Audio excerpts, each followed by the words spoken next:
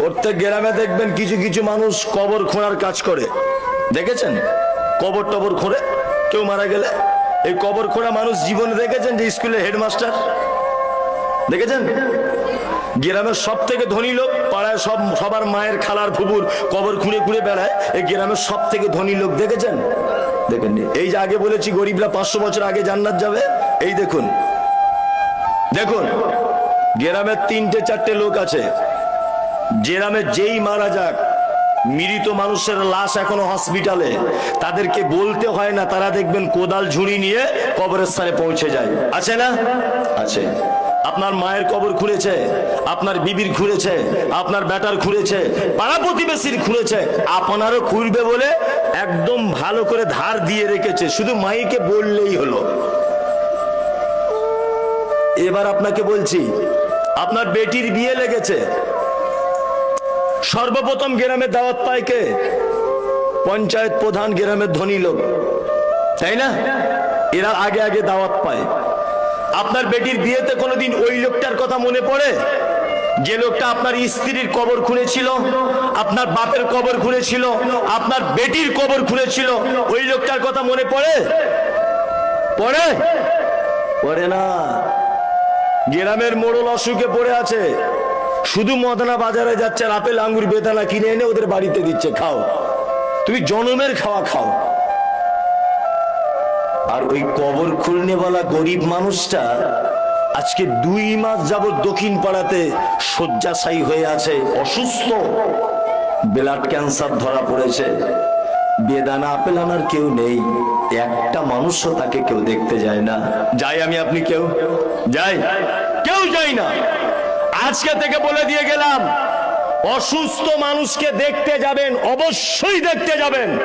দেখতে যাবেন, আপেল বেদানা আঙ্গুর কিনে নিয়ে যদি নাও যেতে পারেন, তার পাশে বসে মাথায় হাত দিয়ে বলবেন লা বাসা তাহুরুন ইনশাআল্লাহ।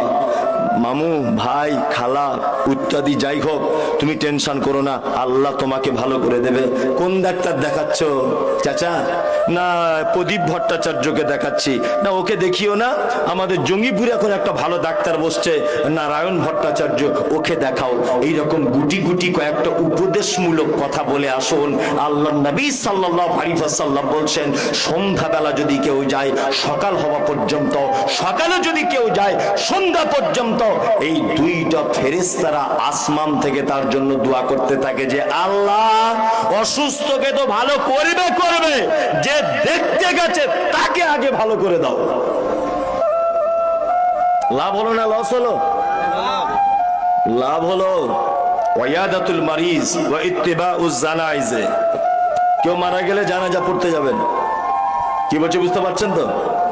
হ্যাঁ, তবে একটা কথা বলে দিচ্ছি মাঝখানে, জানাজা পড়বেন, জানাজার 2টো পার্ট, একটা হচ্ছে জানাজার সালাত আদায় করা, আর একটা হচ্ছে মাইয়াতকে মাটি দেওয়া।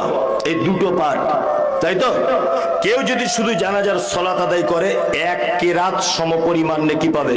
1 কেরাত মানে ধরে নেন একটা উহুদ পাহাড়ের সমান। কেউ যদি মাটিটা দেয় 2 কেরাত, আর 1 কেরাত মানে টোটাল 2 কেরাত, 2টা উহুদ পাহাড়ের সমান নেকি পাবে।